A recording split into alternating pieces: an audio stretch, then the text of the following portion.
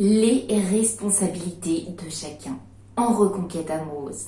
Bonjour à toutes et à tous et bienvenue sur ma chaîne Esther Valentin, votre coach spécialisée en vie sentimentale. Et aujourd'hui, je voulais aborder les responsabilités de chacun dans une reconquête amoureuse. Parce que c'est un sujet que j'aborde énormément en coaching. Je sors encore d'un coaching où ça a été vraiment la question existentielle finalement pour après aborder une reconquête. Pourquoi ? Alors, on va recommencer du début. Déjà, bienvenue sur ma chaîne si vous êtes nouveau. Bienvenue si vous n'êtes pas nouveau, vous avez l'habitude de me suivre, mais dans tous les cas, ça me fait très plaisir de vous avoir ici avec moi. N'hésitez pas à télécharger le petit book que je vous ai mis en barre de description sur le thème que j'aborde aujourd'hui, sur la reconquête. Et n'hésitez pas, je vous ai aussi mis une petite formation sur les SMS à envoyer à son ex dans le cadre d'une reconquête amoureuse en fonction de la situation de chacun.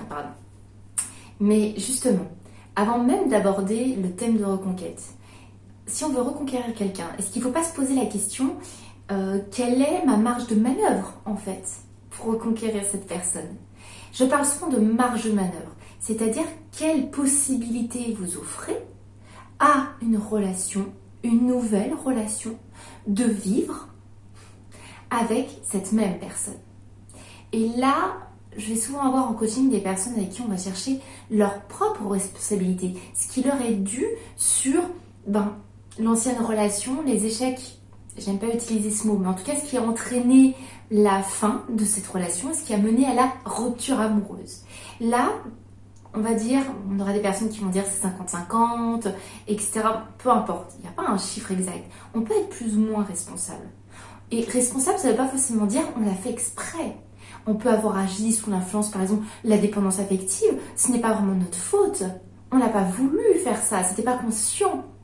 Mais au final, on en porte quand même une responsabilité parce qu'elle venait de nous. Voilà ce que j'entends par responsabilité. La responsabilité de chacun. Quelle incidence a pu avoir le comportement de chacun? Pourquoi il y a ce comportement? Les causes de ce comportement, à la rigueur, ça va pas être la question. Nous, on va se concentrer sur les conséquences. Qu'est-ce que ça a engendré? Et donc revenons sur la cause de ces comportements et voyons ce qu'on peut changer. Mais pour ça, il faut comprendre à qui appartiennent les responsabilités. Il va y avoir deux catégories, évidemment, qui vont entraîner le schéma qui s'est mis dans la relation et qui a fait un point d'inflexion qui a entraîné jusqu'à la rupture. Bref, ça je l'aborde souvent avec vous. Mais bref, il va y avoir vos responsabilités. Et donc, votre marge de manœuvre de changer. Tout ce que vous voyez aujourd'hui, que vous pouvez vous dire après la rupture, mais mince, j'avais tel comportement et ça n'a pas aidé. Peut-être que j'étais insistant, peut-être que j'étais jaloux, peut-être au contraire que j'ai considéré que l'autre était trop acquis. Et là, j'agissais pas vraiment dans le sens de la relation. Je suis complètement nulle en communication. Donc à chaque fois qu'on me parlait, je bloquais la chose. Depuis, je réalise tout ça. Et ça, c'est en mon pouvoir en fait. Ça, c'est mes responsabilités. J'ai pas fait exprès sur le coup. J'ai peut-être une quantité de blessures, d'expériences passées qui m'ont mené à avoir ce comportement. Sincèrement, généralement, si on fait les choses, c'est qu'on pense les faire au mieux à l'instant présent. Mais là, vous en êtes là aujourd'hui avec moi à comprendre quelles sont vos parts de responsabilité. Quelles sont les vôtres. Pourquoi c'est intéressant? Parce que c'est là que je vous parle que vous avez une énorme marge de manœuvre. Si vous voyez plein de comportements et que vous avez commencé à agir, vous savez où agir, il y a plein de choses à faire. Les solutions, on peut toujours en trouver. Du moment qu'on a conscientisé le problème et qu'en plus, c'est en notre pouvoir. Donc ça, c'est hyper important. Là, vous avez une marge de manœuvre terrible. Parce que si vous êtes de la dépendance affective, mais vous n'êtes pas figé, vous êtes un être humain qui évolue et vous êtes peut-être malheureusement fallu cet événement marquant comme la rupture pour réaliser certaines choses et donc ça vous impacte et donc vous allez pouvoir agir. Si vous dites mais là je peux faire quelque chose, je vois ce qui n'allait pas et moi aussi ça ne me convient pas parce que vous aussi vous devez trouver votre intérêt. Changer juste pour reconquérir l'autre alors que vous n'aimez pas votre changement, ça va pas porter ses fruits, ça va être complètement superficiel. Mais si vous y voyez un intérêt, ça va être fort.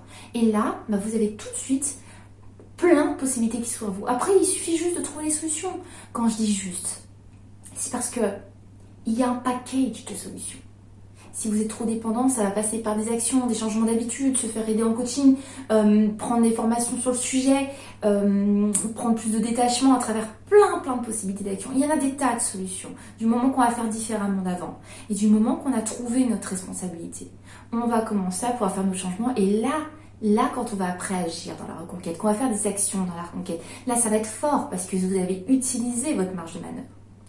Et j'en viens à la deuxième part de responsabilité, l'autre. Et là, c'est plus complexe. C'est plus complexe dans le sens où, dans une reconquête, on va parler d'évaluer aussi quelles sont la part de responsabilité de l'autre personne, la part des responsabilités de l'autre personne.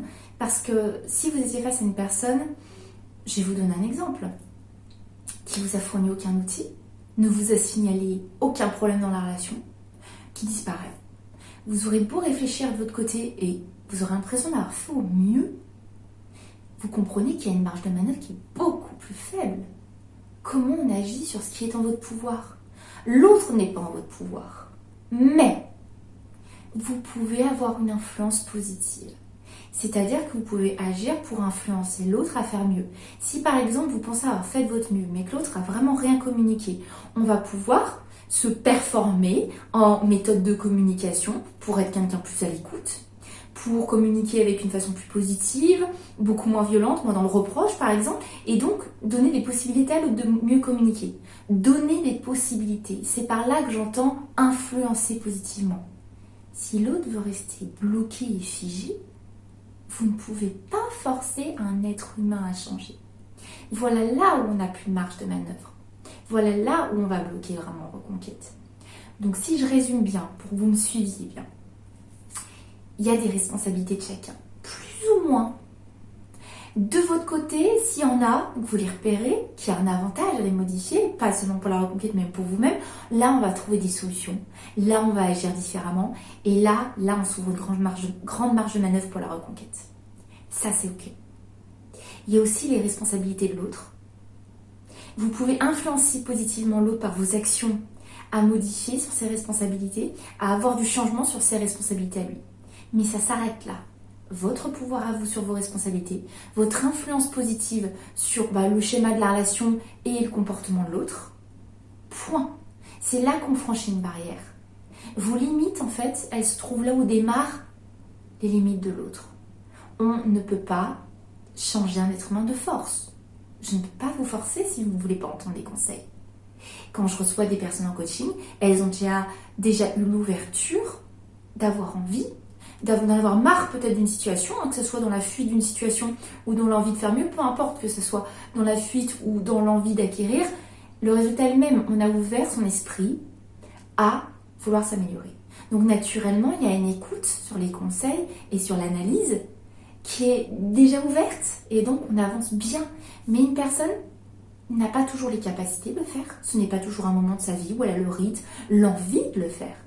On ne peut pas forcer une personne à avoir envie. On peut modifier les choses de notre côté pour l'influencer, positivement toujours. Mais il faut comprendre que le frein est là. Si de votre côté, vous êtes au summum, si vous tentez et que vous influencez le plus positivement du monde l'autre, et là je vais retrouver cette fameuse question, quand est-ce que s'arrête la reconquête? Quand vous, tout ce qui est en votre pouvoir et tout ce qui pourrait être sous votre influence, vous l'avez fait au top, et que là, vous atteignez la limite, le pouvoir de l'autre. Comment continuer à un endroit où ce n'est plus en votre pouvoir? Et c'est là qu'on va retrouver un épuisement. Évidemment, avant d'en arriver là, il y a plein de choses à faire, comme vous l'avez compris. Mais là, on va retrouver un épuisement parce qu'on va essayer d'agir dans la mauvaise direction. Et là, on va continuer à œuvrer de notre côté, dans nos changements d'influence, etc. Mais il y aura une limite, c'est vrai. On ne va pas se mentir. Il y a une limite dans les relations humaines. On ne peut pas faire les choses à la place de l'autre. Donc cette vidéo, elle est là pour vous faire vraiment prendre conscience, analyser un instant si vous êtes dans ce cas de reconquête d'après rupture, de se dire mais tiens, où est ma marge de manœuvre personnelle? Où est tout mon pouvoir? Sur quoi je peux influencer les choses en faisant peut-être un peu plus que l'autre? Et à quel moment je dois évaluer si l'autre, lui, elle, est capable de se responsabiliser aussi et d'agir. Si vous avez une personne qui avait des comportements très toxiques pour la relation, si vous essayez d'établir peut-être une meilleure communication, des changements beaucoup plus positifs dans vos vies, et que vous arrivez avec toute cette influence, mais que l'autre campe sur sa façon d'être et ne remet rien en question, pourquoi continuer d'insister? Voilà le but de comprendre les responsabilités. Ça vous laisse une marge de manœuvre, je vous rassure. Entre vous, tout ce que vous pouvez faire, tout ce que vous pouvez influencer sur une relation avec un autre être humain, c'est énorme. Mais il y a un mais, il y a un autre. C'est ce qui rend complexe les relations. Il y a un autre sur lequel on n'a pas de pouvoir. On a de l'influence, mais on n'a pas de pouvoir. Et donc cette personne, si elle choisit de ne pas recevoir l'influence positive, si elle veut camper sur ses positions, il va falloir non pas continuer de forcer les choses, mais prendre un temps de retrait et voir, même dans les cas les plus avancés, savoir évaluer si ce n'est pas de la vie perdue à continuer de se battre dans la direction d'une personne est à la limite de ses possibilités, capacités et n'offre pas de possibilités de nouvelles relations. Vous comprenez qu'il y a du boulot avant d'en arriver là. Mais il y a quand même ce moment où il faut analyser si on n'est pas en train d'essayer d'atteindre nos limites. Le travail du développement personnel, c'est de reconnaître ce qui est en son pouvoir. Et c'est de surtout pas passer d'énergie à se battre dans une direction qui n'est pas du tout dans notre pouvoir. Donc voilà le but de cette vidéo. Reprendre conscience d'où vous devez passer, où vous devez passer votre énergie. Vous, vos actions, votre influence que vous allez avoir par tout ça. Et ensuite d'évaluer à quelle mesure ça peut faire bouger l'autre ou non. Et de reprendre des nouvelles directions en fonction de tout ça. Vos responsabilités, votre influence positive et les responsabilités de l'autre. Je vous laisse le temps de prendre le temps de votre côté, de faire cette analyse pour vraiment ne pas partir tête baissée comme ça dans une reconquête en disant je vais tout changer. Non, là si je vous ai dit que je venais de sortir d'un coaching qui était important, c'est parce que j'étais face à une personne qui essayait de se porter toute la responsabilité. Vraiment toute. Et en fait, on a compris ensemble qu'il avait vraiment fait de son meilleur. Et que les possibilités qu'il offrait à une relation étaient absolument incroyables, magnifiques.